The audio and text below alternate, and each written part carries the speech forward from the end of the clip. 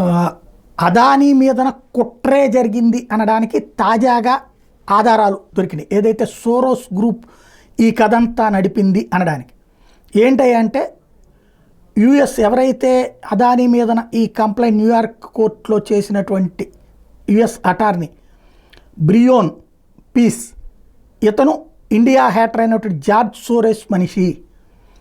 ఈ బ్రియోన్ పీస్ వచ్చేటప్పటికి వాళ్ళ స్పౌజ్ జాక్వెలిన్ జోన్స్ ఈ director of development and senior attorney at equal justice initiative, తను కూడా, వీళ్ళిద్దరూ కూడా.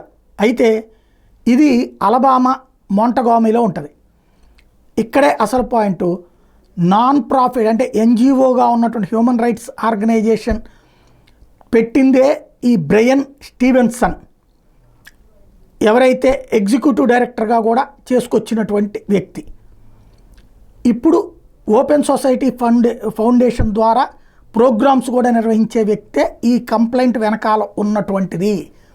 ప్రధానమైనటువంటిది కంప్లైంట్ వెనకాల ఉన్నటువంటిది ఈ బ్రియాన్ స్టీవెన్సన్నే. అంటే వీళ్ళందరూ కలిసి కథ నడిపారు. ఇదంతా జార్జ్ సోరోస్ గ్రూప్ అన్నటువంటి విషయం ఇప్పుడు అంతర్జాతీయ అంశాలకు సంబంధించినటువంటి టైమ్స్ ఆల్జీబ్రా లాంటి వాళ్ళు హైలైట్ చేస్తున్నటువంటి వ్యవహారం.